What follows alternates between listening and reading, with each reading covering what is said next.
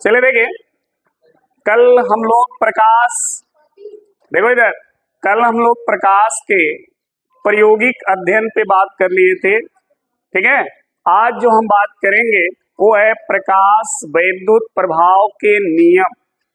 Most important, प्रकाश वैद्युत प्रभाव के नियम, इसके क्या क्या नियम होते हैं। तो हेडिंग लगा लें, हेडिंग लगाओ,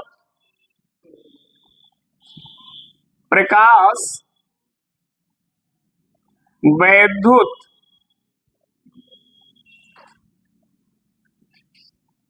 प्रभाव के नियम।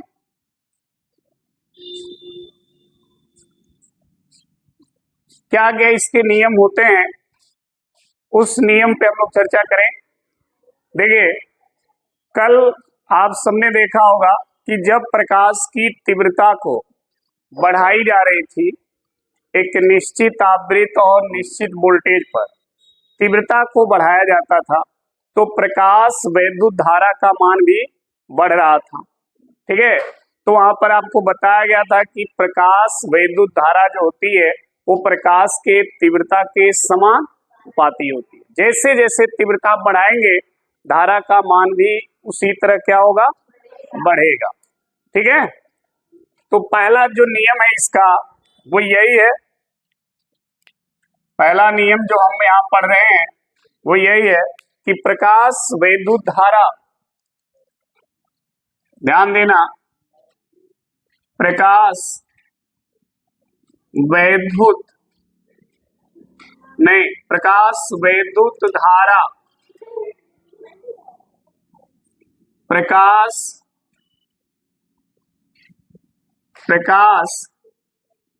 की तीव्रता, प्रकाश की तीव्रता के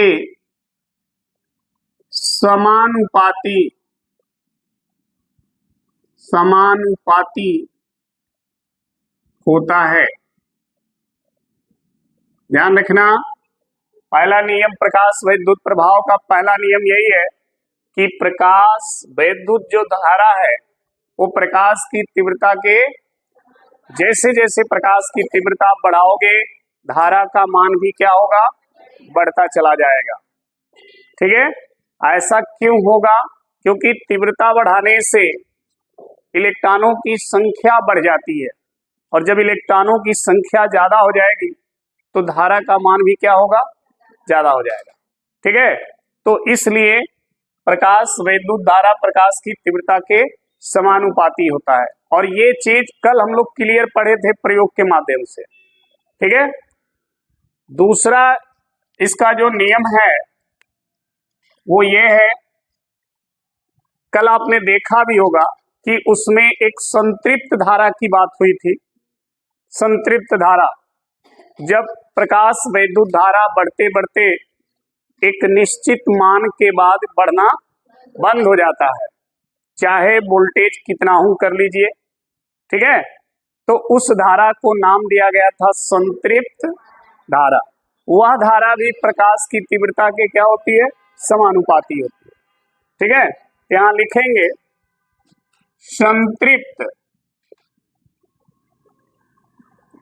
संतृप्त प्रकाश वैद्युत, संतृप्त प्रकाश वैद्युत धारा भी प्रकाश की तीव्रता के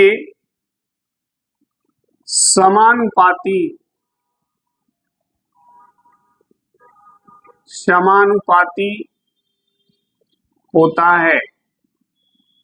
ठीक है, संतृप्त प्रकाश वैद्युत धारा भी प्रकाश की तीव्रता के समानुपाती होता है। तीसरी जो इसमें बात है वो देख लीजिए। तीसरी बात यह है कि जो प्रकाश की तीव्रता है उसका निरोधी विभव या अंतक विभव पर कोई प्रभाव नहीं पड़ता। तीव्रता कितना हो बढ़ा घटा लीजिए, उसके निरोधी विभव पर इसका कोई असर नहीं पड़ेगा। ठीक है, तो तीसरी बात है प्रकाश की तीव्रता का निरोधी विभव या इसी को बोलते हैं अंतक विभव पर कोई प्रभाव नहीं पड़ता है। निरोधी विभव पर प्रकाश की तीव्रता का कोई असर नहीं होगा। अब बात आएगी सर निरोधी विभव होता क्या है। एनोड को दिया गया ऐसा ऋणात्मक विभव जो प्रकाश वैद्युत धारा को क्या कर दे, शून्य कर दे, धारा को एकदम बहना बंद कर दे। ठीक है, तो जब धारा का बहना एकदम बंद हो जाएगा तो उस ऋणात्मक विभव को हम कहते हैं निरोधी विभव। ठीक है, कल इस पे पूरा चर्चा हो गया था। ठीक है, तो अगर हम प्रकाश की तीव्रता को बढ़ाएं या घटाएं तो ऋणात्मक विभव पर इसका कोई असर नहीं पड़ेगा, क्योंकि ऋणात्मक विभव तो बैटरी के द्वारा दी जा रही है। ठीक है, प्रकाश के द्वारा तो दी नहीं जा रही है, तो प्रकाश की तीव्रता का निरोधी विभव पर कोई असर नहीं पड़ता है, यह भी ध्यान रखिएगा। तीसरा जो इसका चौथा जो पॉइंट है वो देखिए, चौथा पॉइंट में देखें ध्यान से, आपको कल के प्रायोगिक अध्ययन में एक और शब्द आपने पाया होगा, देहली आवृत्त। देहली आवृत्त, देहली आवृत्त क्या होती है, हर धातु के पृष्ठ का अपनी एक खुद की आवृत्ति होती है। जब वह धातु उस आवृत्ति के बराबर प्रकाश को पाता है तभी ऊर्जा इलेक्ट्रॉन को बाहर निकालता है। ठीक है, तो ये जो देहली आवृत्ति है वह प्रकाश के इलेक्ट्रॉन को निकालने के लिए उत्तरदायी होती है। जब तक वह पृष्ठ अपने आवृत्ति के बराबर प्रकाश को पाएगा नहीं तब तक इलेक्ट्रॉन को निकालेगा नहीं। यानी देहली आवृत्ति से कम आवृत्ति का अगर प्रकाश धातु के पृष्ठ पर पड़ता है तो धातु इलेक्ट्रॉन को उत्सर्जित नहीं करेगा, लेकिन अगर देहली आवृत्ति के बराबर या उससे अधिक आवृत्ति का अगर प्रकाश मिलेगा तो वह पृष्ठ इलेक्ट्रॉन को क्या करेगा, उत्सर्जित करेगा। ठीक है, तो जो चौथा नियम है इसका वो यही है, प्रत्येक धातु के पृष्ठ का अपनी देहली आवृत्ति होती है। जब ये धातु देहली आवृत्ति के बराबर प्रकाश के बराबर या उससे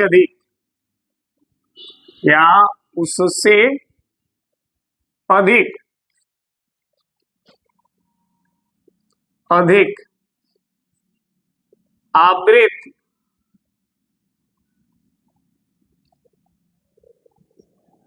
के प्रकाश को ग्रहण करते हैं तो ही इलेक्ट्रॉन को उत्सर्जित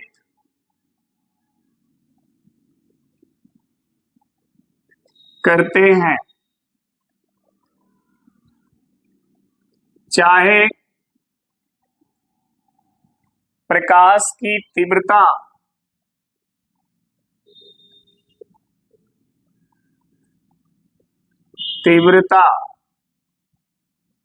कुछ भी हो, कुछ भी हो। ठीक है, ध्यान देना, प्रत्येक धातु के पृष्ठ अपनी देहली आवृत्ति, उनकी खुद की जो आवृत्ति होती है, ठीक है, देहली आवृत्ति होती है। जब ये धातु देहली आवृत्ति के बराबर या उससे अधिक आवृत्ति के प्रकाश को ग्रहण करते हैं तो ही इलेक्ट्रॉन को उत्सर्जित करते हैं, चाहे प्रकाश की तीव्रता कुछ भी हो।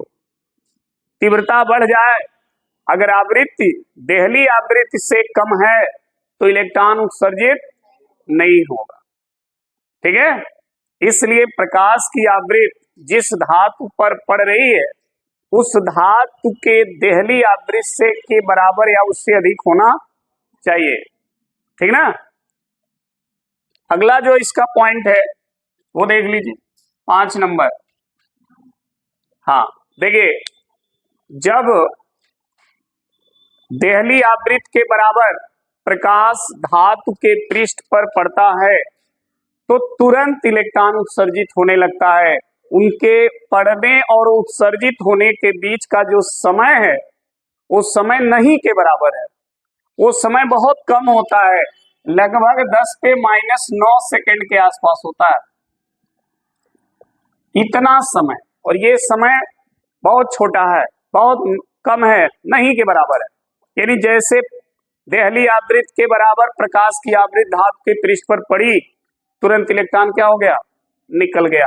यानी प्रकाश के पड़ने और इलेक्ट्रॉन को निकलने के बीच में जो समय है वो समय नहीं के बराबर होता है, यानी समय लगता ही नहीं है।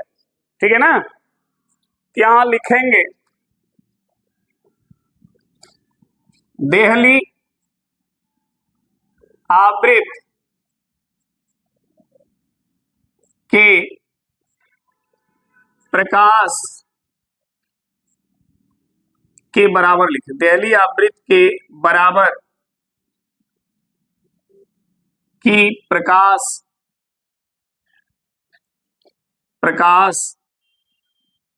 को धातु के पृष्ठ पर पड़ने तथा इलेक्ट्रॉन के या इलेक्ट्रॉनों के उत्सर्जित होने के बीच समय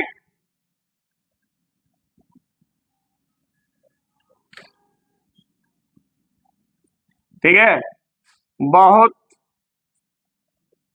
कम या नहीं के बराबर होता है।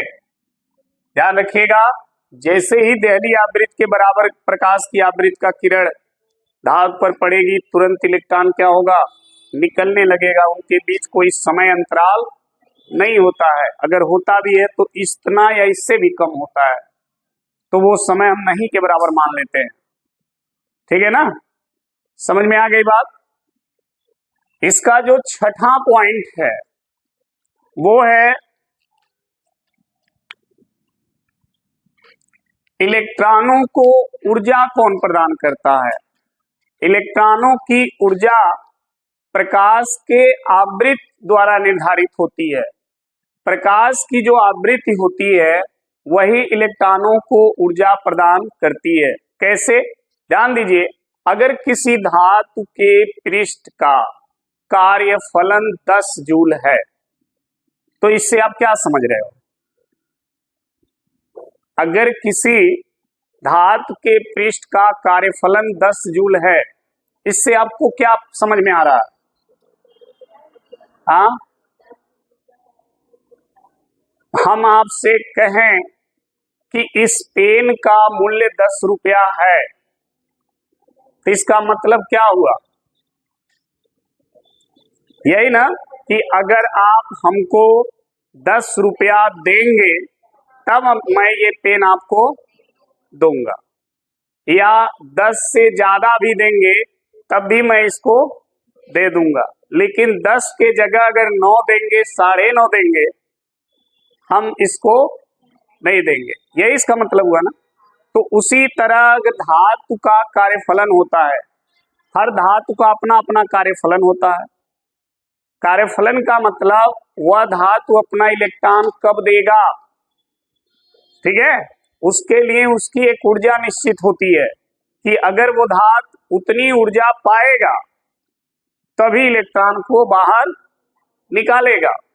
तो वह ऊर्जा उस धातु की क्या कहलाती है? कार्यफलन।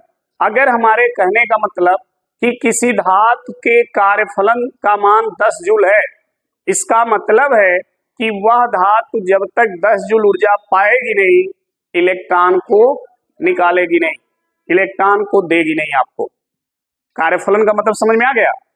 अगर किसी भी धातु का कार्यफलन 10 जूल, 20 जूल, 25 जूल कुछ भी हो, तो तुरंत समझ जाइए कि वो धातु तभी इलेक्ट्रॉन देगा जब अपने कार्यफलन के बराबर ऊर्जा पाएगा, नहीं तो नहीं देगा। उससे ज्यादा पाएगा तो भी दे देगा, उससे कम पाएगा तो नहीं देगा। तो मान लीजिए अगर किसी धातु का कार्यफलन 10 जूल है और आप उसको 10 जूल ऊर्जा दे रहे हो, तो वो इलेक्ट्रॉन को क्या करेगा? बाहर निकाल देगा, लेकिन उसको गतिज ऊर्जा नहीं देगा। क्यों नहीं देगा? क्योंकि इलेक्ट्रॉन को बाहर निकालने के लिए 10 जूल चाहिए, इलेक्ट्रॉन को गति देने के लिए नहीं। इलेक्ट्रॉन को गति कब मिलेगा? जब आप 10 जूल से अधिक ऊर्जा देंगे।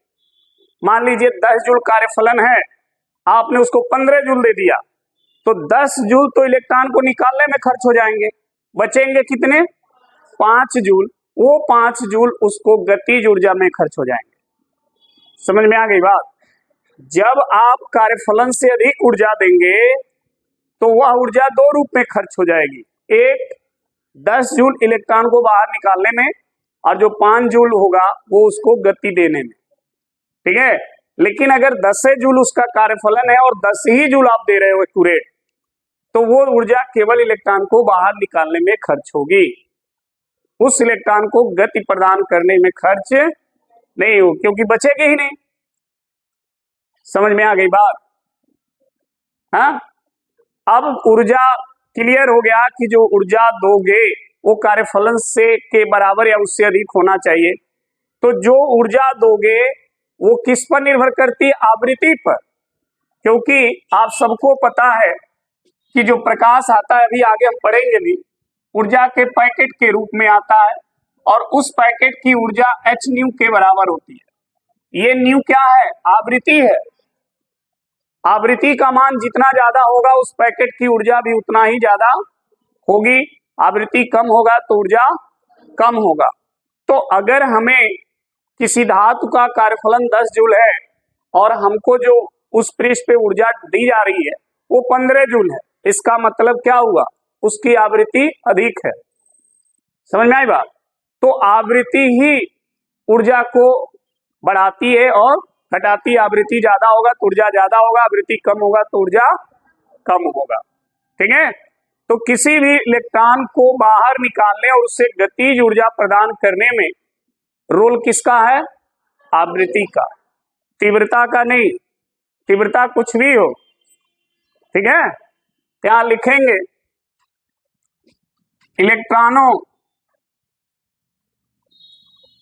इलेक्ट्रॉनों को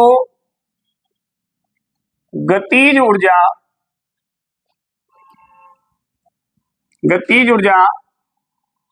प्रकाश की आवृत्ति प्रदान करती है, प्रदान करती है। इलेक्ट्रॉनों को जो ऊर्जा होता है वो आवृत्ति पे निर्भर है, किसके? प्रकाश के। आवृत्ति ज्यादा होगा ऊर्जा ज्यादा होगी, आवृत्ति कम होगा ऊर्जा कम हो जाएगी। अब ध्यान रखो, किसी धातु के पृष्ठ का कार्यफलन 10 जूल है, ठीक? तो ये तो हमको पता चल गया ना कि 10 जूल ऊर्जा पाएगा तो इलेक्ट्रॉन को बाहर निकालेगा। हम उसको दिए 9 जूल ऊर्जा, तो ये तो फिक्स हो गया कि वो इलेक्ट्रॉन को बाहर नहीं निकालेगा। तो 9 जूल जो ऊर्जा दे रहे हो उसकी आवृत्ति क्या होगी? कम होगी, और वो आवृत्ति देहली आवृत्ति से कम होगी, ठीक है? अगर आप 10 जूल ऊर्जा दे देते तो प्रकाश की आवृत्ति पृष्ठ के देहली आवृत्ति के क्या हो जाती? और देहली आवृत्ति भी यही कहता है, जब हम अपने आवृत्ति के बराबर पाएंगे तभी इलेक्ट्रॉन देंगे। समझ में आ गई बात? तो इलेक्ट्रॉन को बाहर निकालने के लिए इन दो चीजों को जरूर ध्यान रखना। अगर कहीं पे किसी धातु के पृष्ठ का कार्यफलन दिया है और दी गई ऊर्जा दी जा रही है और आपसे पूछा जा रहा है बताओ क्या पृष्ठ इलेक्ट्रॉन को निकालेगा, तो दोनों ऊर्जा को देख लेना, कार्यफलन के बराबर दी गई ऊर्जा है कि? अगर नहीं कम है तो लिख देना सर नहीं निकाल पाएगा, क्योंकि कार्यफलन ज्यादा है और दी गई ऊर्जा कम है। अगर उसके बराबर या अधिक हो तो लिख देना सर इलेक्ट्रॉन को निकाल सकता है। क्लियर? अब क्या होता है क्वेश्चन, किसी दी गई प्रकाश की आवृत्ति देहली आवृत्ति से कम दे देता है और पूछता बताओ क्या इलेक्ट्रॉन उत्सर्जित होगा? तो नहीं, आने वाले प्रकाश की आवृत्ति धातु के पृष्ठ की देहली आवृत्ति के बराबर या उससे अधिक होना चाहिए, तभी इलेक्ट्रॉन निकलेगा, नहीं तो नहीं निकलेगा। तो ये दो चीजें ध्यान में रखिएगा, इस पे न्यूमेरिकल तमाम तरह से घुमा करके बनाए जाते हैं, तो ये कॉन्सेप्ट एकदम फिक्स रहे दिमाग में। इलेक्ट्रॉन तभी निकलेगा जब धातु का कार्यफलन दी गई ऊर्जा के बराबर हो, या दी गई ऊर्जा उस धातु के कार्यफलन के बराबर हो या उससे अधिक हो। आवृत्ति जो दी जा रही है वो उस पृष्ठ के देहली आवृत्ति से बराबर हो या उससे अधिक हो, तभी इलेक्ट्रॉन निकलेगा, अदरवाइज इलेक्ट्रॉन निकलेगा। इलेक्ट्रॉन को गतिज ऊर्जा कौन प्रदान करता है? प्रकाश की आवृत्ति, ठीक है? तीव्रता का इसमें कोई रोल नहीं होता है। तो ये 6 नियम जो हमने बोर्ड पे लिखा है, कुछ किताबों में 2-2 नियम एक ही में मर्ज कर दिया गया है, तो कुछ किताबों में 3 से 4 नियम में सबमिट है। हमने इसको सेपरेट करके 6 में बनाया है, ठीक है, ताकि आपको सब समझ में आए क्लियर। पहला कह रहा है कि प्रकाश वैद्युत धारा प्रकाश की तीव्रता के, कल ही हम लोग क्लियर कर लिए थे इसको। दूसरा, संतृप्त प्रकाश वैद्युत धारा भी प्रकाश की तीव्रता के। तीसरा, प्रकाश की तीव्रता निरोधी विभव पर कोई प्रभाव नहीं डालता। निरोधी विभव याद रखना क्या होता है, प्रत्येक धातु के पृष्ठ का अपनी देहली आवृत्ति होती है। जब ये धातु देहली आवृत्ति के बराबर, देखिए लिखा हुआ साफ, या उससे अधिक आवृत्ति के प्रकाश को ग्रहण करता है तो ही इलेक्ट्रॉन को उत्सर्जित करता है, चाहे तीव्रता कुछ भी। पांचवा है, देहली आवृत्ति के बराबर की प्रकाश को धातु के पृष्ठ पर पड़ने तथा इलेक्ट्रॉन के उत्सर्जित होने के बीच का जो समय होता है वो नहीं के बराबर होता है, बहुत कम होता है, नहीं के बराबर। और लास्ट है, इलेक्ट्रॉनों को गतिज ऊर्जा प्रकाश की आवृत्ति प्रदान, ठीक है? तो ये बहुत इंपॉर्टेंट नियम है, प्रकाश वैद्युत प्रभाव के नियम, ठीक है? अब बात हम जो करने वाले हैं वो ये है कि प्रकाश वैद्युत प्रभाव का नियम और प्रकाश के तरंग सिद्धांत दोनों के बीच में हम तुलना करेंगे, ठीक है? दोनों के बीच में हम कंपेयर करते चलेंगे। तो कंपेयर आपको तभी समझ में आएगा जब ये 6 चीज आपको अच्छे से समझ में आई होगी, ठीक है? तो इन 6 को आप अपने जो नोट बनाए हैं उसमें देखते रहिएगा, हम यहाँ पर आपको एक्सप्लेन कर रहे हैं।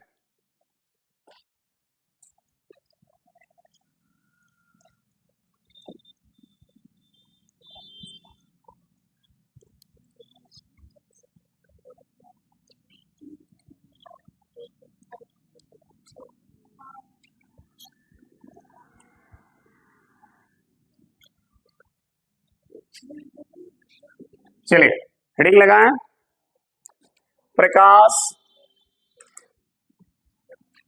प्रकाश वैद्युत प्रभाव के नियम तथा प्रकाश का तरंग सिद्धांत।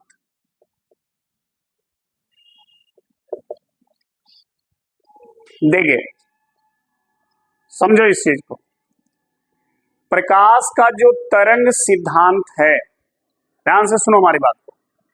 प्रकाश का जो तरंग सिद्धांत है जिसको हाइगेंस ने दिया था, ठीक है, वह सिद्धांत प्रकाश के वैद्युत प्रभाव में असफल होता है।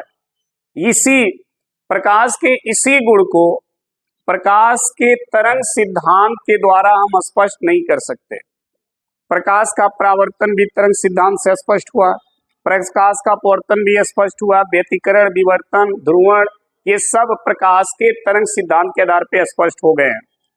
ये जो है प्रकाश का जो वैद्युत प्रभाव है, यह प्रकाश के तरंग सिद्धांत को सेटिस्फाइड नहीं कर पाता, या प्रकाश का तरंग सिद्धांत प्रकाश वैद्युत प्रभाव को सेटिस्फाइड नहीं कर पाता है। यहीं पर आकर के प्रकाश का तरंग सिद्धांत विफल हो जाता है। तो किन किन चीजों में विफल होता है उस चीज को यहां समझना है, ठीक है। पहला जो कंसेप्ट इसका देखिए, पहला पॉइंट है कि प्रकाश के तरंग सिद्धांत के अनुसार, ध्यान से सुनना हमारी बात, प्रकाश के तरंग सिद्धांत के अनुसार अगर किसी प्रकाश की तीव्रता को आप बढ़ाओगे, बहु बात ना करो, ठीक है, समझो इस चीज को, कहां कहां पर प्रकाश का तरंग सिद्धांत प्रकाश के वैद्युत प्रभाव नियम को सेटिस्फाइड नहीं कर पा रहा है, जिसके वजह से प्रकाश का तरंग सिद्धांत यहां पर विफल होता है, ठीक है। समझ में आई बात? तो ध्यान देना, हमने कहा कि प्रकाश का जो तरंग सिद्धांत है, ठीक है, वो ये कहता है कि अगर आप किसी भी प्रकाश के तरंग की तीव्रता को आप बढ़ाओगे ना, तो उस तरंग का जो आयाम होगा, आयाम वो बढ़ जाएगा। जब आयाम बढ़ जाएगा तो वह तरंग अधिक ऊर्जा अर्जित कर लेगा, और जब अधिक ऊर्जा अर्जित कर लेगा तो जब वो किसी धातु के पृष्ठ पर पड़ेगा, ठीक है, तो उस पृष्ठ से इलेक्ट्रॉन को उत्सर्जित कर देगा। जबकि प्रकाश वैद्युत प्रभाव का नियम ये कहता है कि इलेक्ट्रॉन तभी उत्सर्जित होते हैं जब उसके कार्यफलन के बराबर ऊर्जा प्राप्त होती है, ठीक है।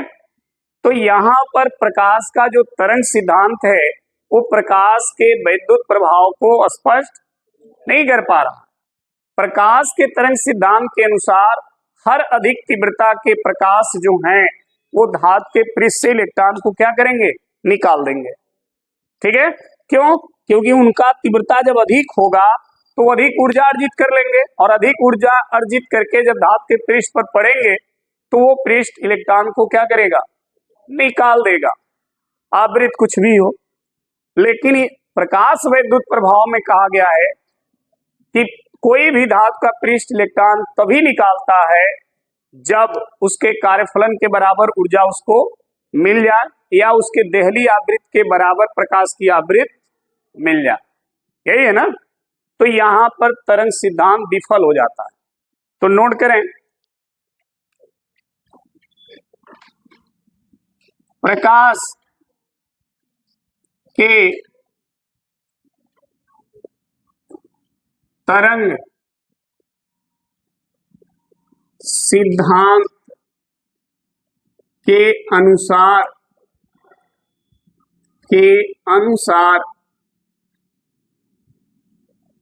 प्रकाश की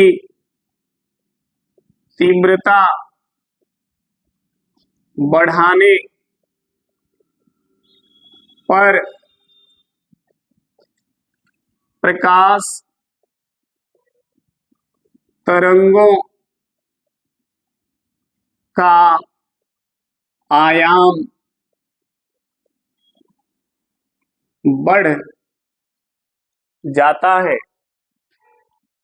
बढ़ जाता है, जिससे वे तरंगें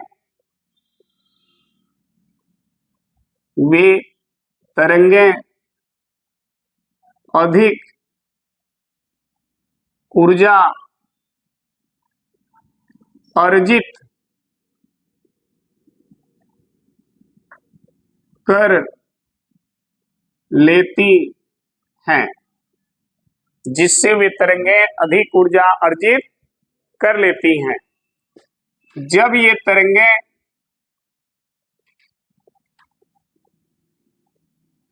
किसी धातु के पृष्ठ पर पड़ती हैं तो उस धातु के पृष्ठ से इलेक्ट्रॉन को उत्सर्जित कर देती हैं। ठीक है, ये तरंग सिद्धांत के अनुसार बात हुई अभी तक, ध्यान देना।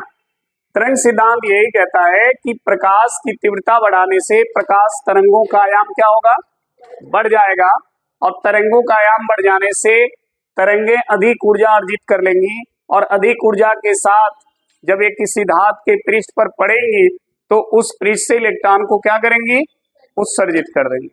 ये तरंग सिद्धांत कहता है। लेकिन प्रकाश का जो वैद्युत प्रभाव का नियम है वो ये कहता है कि इलेक्ट्रॉन को उत्सर्जित होने के लिए प्रकाश की आवृत्ति देहली आवृत्ति के बराबर या उससे अधिक होना चाहिए, या उसके कार्यफलन के बराबर उसकी ऊर्जा होनी, सही है ना। तो यहां पर प्रकाश के वैद्युत प्रभाव की व्याख्या यहां पर हो नहीं पा रही है, ठीक है, तरंग सिद्धांत के अनुसार। इसलिए तरंग सिद्धांत यहां पर विफल साबित हो जाता है। यहां पर लिखेंगे जबकि प्रकाश वैद्युत प्रभाव के नियमानुसार इलेक्ट्रॉन का उत्सर्जित होना उस पृष्ठ के देहली आवृत्ति पर निर्भर करता है। प्रकाश की तीव्रता कुछ भी हो, प्रकाश की तीव्रता कुछ भी हो, ये डिसाइड नहीं करेगा कि पृष्ठ से इलेक्ट्रॉन निकलेंगे कि नहीं निकलेंगे। डिसाइड कौन करेगा, देहली आवृत्ति डिसाइड करेगा, ठीक है। तो यहाँ पर प्रकाश के वैद्युत प्रभाव के एक नियम को ये प्रकाश का तरंग सिद्धांत जो है सेटिस्फाइड नहीं कर पा रहा, ठीक है। यहाँ पर इसके नियम की उपेक्षा हो जा रही है तरंग सिद्धांत के अनुसार। दूसरा देखें, दूसरी बात क्या है कि प्रकाश के तरंग सिद्धांत के अनुसार जब प्रकाश किसी धातु के पृष्ठ पर पड़ता है तो अपनी संपूर्ण ऊर्जा उस धातु के पृष्ठ को दे देता है, और वह ऊर्जा पूरे पृष्ठ में वितरित होती है, तब जाके इलेक्ट्रॉन निकलते हैं। तो पृष्ठ पर पड़ना, फिर पृष्ठ पर फैलना, फिर इलेक्ट्रॉन को निकलना, इतने में समय लग जाएगा, जबकि प्रकाश वैद्युत प्रभाव का नियम कहता है कि समय नहीं लगता है। समझ में आई बात? तो तरंग का सिद्धांत यदि स्पष्ट नहीं कर पाता है कि समय क्यों नहीं लगता है, उसके अनुसार तो समय लग जाएगा ना। और प्रकाश वैद्युत प्रभाव के नियम के अनुसार समय बहुत कम नहीं के बराबर रहता है, तो यहां भी तरंग सिद्धांत विफल हो जाता है। ठीक है, तो नोट करें, प्रकाश के तरंग सिद्धांत के अनुसार जब प्रकाश तरंगें किसी धातु के पृष्ठ पर पड़ती हैं तो अपनी संपूर्ण ऊर्जा उस धातु के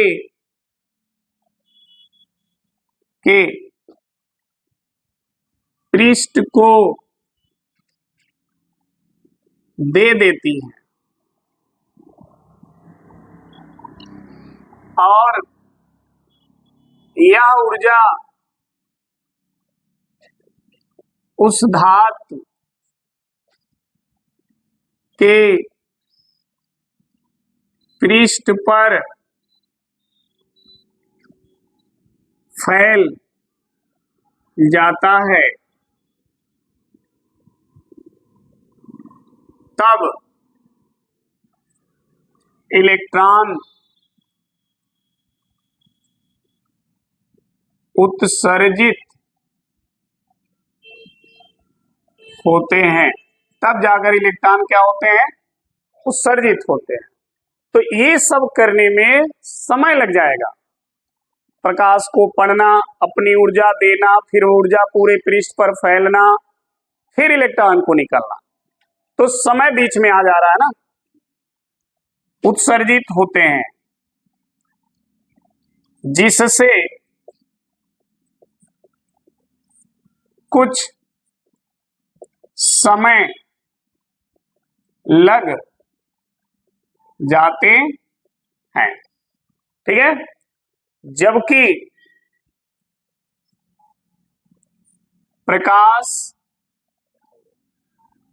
वैद्युत प्रभाव के नियमानुसार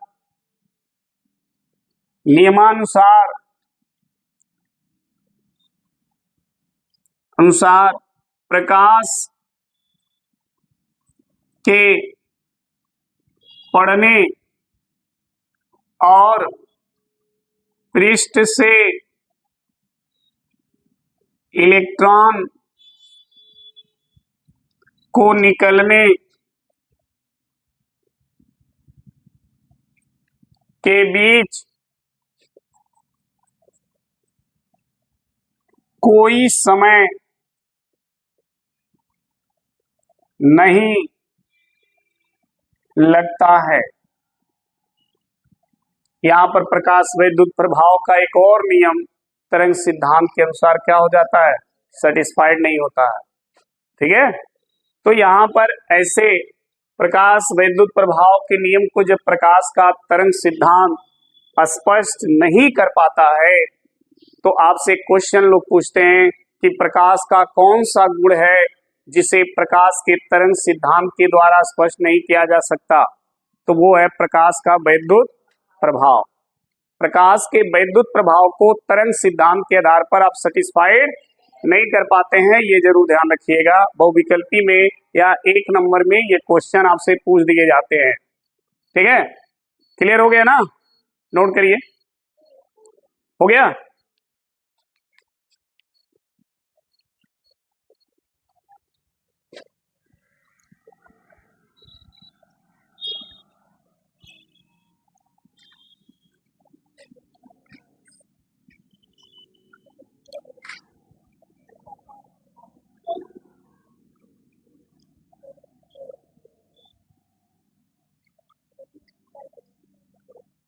चलिए देखिए, अब जो हम बात करने वाले हैं वो है फोटान की अवधारणा।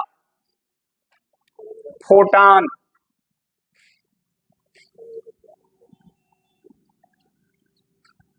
की अवधारणा। अवधारणा का मतलब समझ रहे हो? विचार। फोटान नामक विचार कहां से आया? ठीक है, फोटान की विचार कहां से उत्पन्न हो गए? तो एक साइंटिस्ट हैं जिनका नाम है प्लांक। नाम सुना होगा, प्लांक। प्लांक ने अपना एक सिद्धांत दिया था और उस सिद्धांत को हम बोलते हैं क्वांटा का सिद्धांत। हाँ, क्वांटा का सिद्धांत। देखिए, इस सिद्धांत में प्लांक ने यह बताया था, ध्यान से सुनो, इस सिद्धांत में प्लांक ने यह बताया था कि जो प्रकाश है, जो प्रकाश, वो सतत नहीं है, वो असतत है। सतत और असतत का मतलब समझ लो। सतत का मतलब होता है जो इस तरह से कंटिन्यू हो, असतत का मतलब होता है इस तरह से। समझ में आई बात? समझ में आ गया? तो प्लांक ने कहा कि अपने इस सिद्धांत में कि प्रकाश सतत न होकर के असतत होता है, और जो असतत रूप में जब प्रकाश चलता है तो यहाँ पर ऊर्जा के छोटे छोटे पैकेट होते हैं।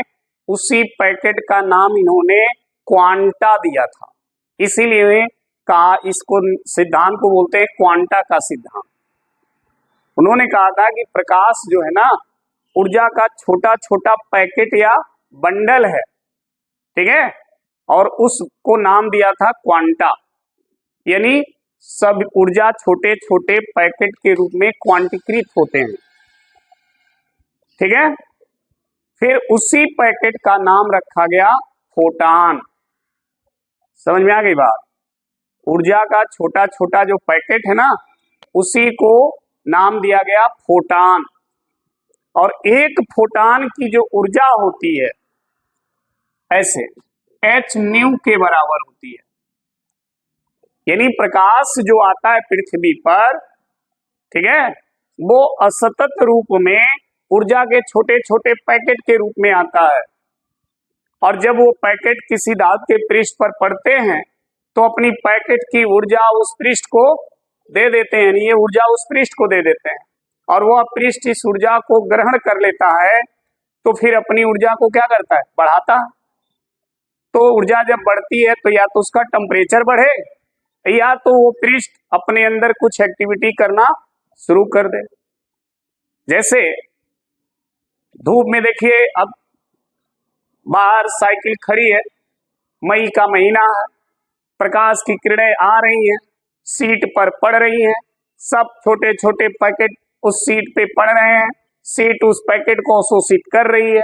तो जब अवशोषित करेगी तो उस सीट की ऊर्जा बढ़ेगी, ऊर्जा बढ़ेगी तो सीट गर्म होगा, जब गर्म होगा तो फिर आप कहानी आगे समझ रहे होंगे। समझ में आ गई बात? तो ये चीजें होती हैं, ऐसा प्लांक के क्वांटम सिद्धांत के अनुसार बताया जाता है, ठीक है। तो फोटान की अवधारणा कहां से आती है? प्लांक के, ध्यान रखना, अगर कोई प्रश्न करे कि फोटान की अवधारणा किस सिद्धांत से ली गई है, प्लांक के क्वांटा के सिद्धांत से।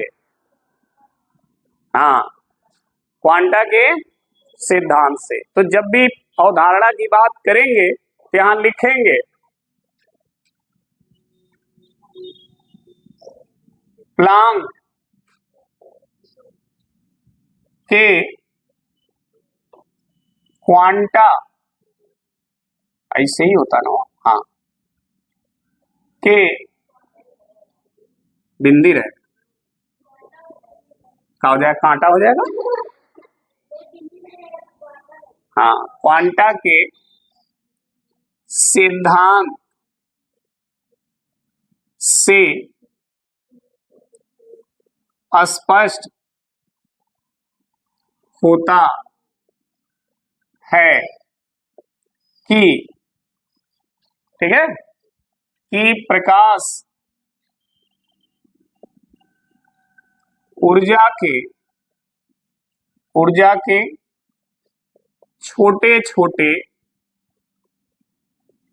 छोटे पैकेटों या बंडलों के रूप में संचरित होता है,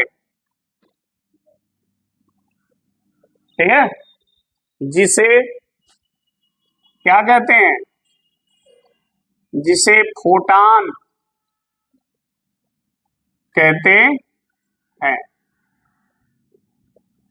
प्रत्येक फोटान की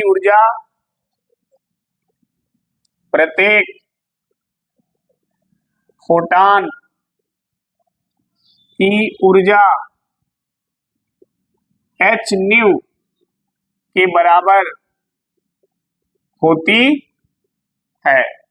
इसमें न्यू क्या है, प्रकाश की, जहां न्यू प्रकाश की आवृत्ति और h क्या है, प्लांक नियतांक है, प्लांक नियतांक है। ध्यान रखना, फोटान की अवधारणा प्लांक के क्वांटा के सिद्धांत से ली गई है। उनके अनुसार ऊर्जा छोटे छोटे पैकेट या बंडल के रूप में होता है, उसी बंडल या पैकेट का नाम है फोटान। उस फोटान की ऊर्जा h न्यू के बराबर होती है, जिसमें h प्लांक नियतांक और न्यू प्रकाश की आवृत्ति है। क्लियर है? ठीक, फिर कहाँ गलत लिखा, पैकेटों लिखे हैं, अच्छा पैकेट हो गया, पैकेटों हो गया ना। चलिए धन्यवाद।